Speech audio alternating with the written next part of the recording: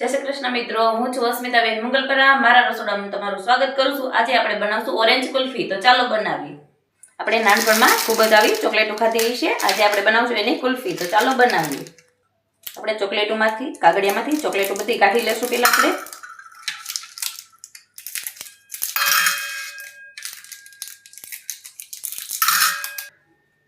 આપણે ચોકલેટ કાઢીને તૈયાર કરી લીધી છે. હવે આપણે ડબલામાં નાખીને ભાંગી લેશું.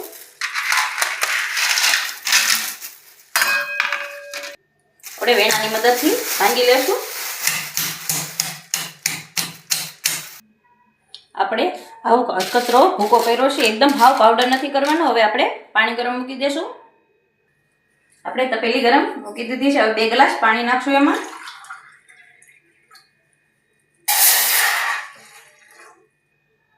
આપણે પાણી ગરમ સરસ થવા દેવું. આપણે આમાં 3 થી 4 ચમચી ખાંડ નાખશું.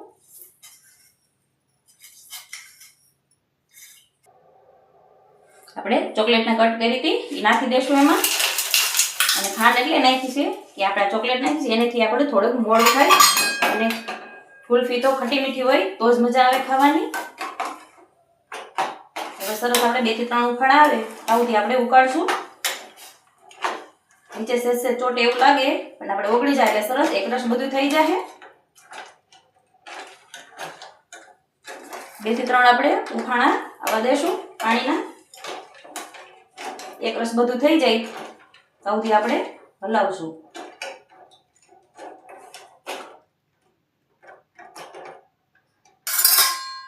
આપણે 2 થી 3 ઉફાણ આવે ત્યાંથી હલાવશું. અને આમાં આપણે કાંઈ કલર નાખવાની કાંઈ જરૂર છે નહીં. એકદમ સરસ કેસરી કલર થઈ ગયો છે આપણો. જ્યાંથી આપણે ચીપચીપું થાય છે જ પાણી ત્યાંથી આપણે ઉકાળશું. પછી ગેસ બંધ કરશું.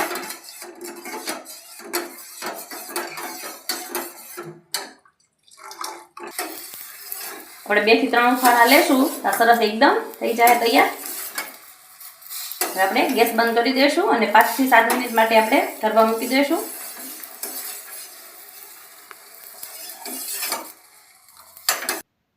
આપણે 5 મિનિટ થઈ ગઈ છે અને એકદમ સરસ ઠરી ગયું છે. હવે આપણે જરજીલા પાવડર નાખશું અડધી ચમચી. એનાથી ખાટો મીઠો એકદમ સરસ સ્વાદ આવશે. સરસ રીતે મિક્સ કરી લેશું. આપણે કુલ્ફીનું સ્ટેન્ડ લઈ લીધું છે. હવે આપણે એમાં નાખી દઈશું.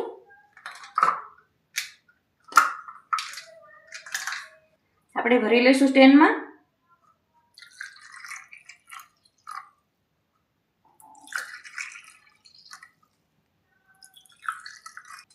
આપણે ભરીને તૈયાર કરી લીધું છે. હવે આપણે પેક કરી દઈશું.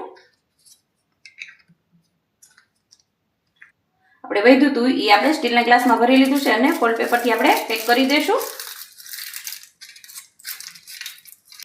આપણે 5 થી 6 કલાક માટે આપણે ફ્રીઝરમાં મૂકી દઈશું.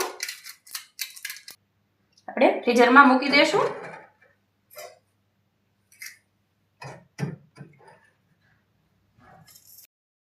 આપણે કુલ્ફી જમાવવા મૂકી દીધી હતી. હવે 5 થી 6 કલાક થઈ ગઈ છે.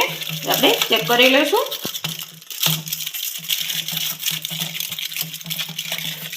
એકદમ આપણી સરસ કુલ્ફી જામીને તૈયાર થઈ ગઈ છે. હવે આપણે કાઢી લેશું.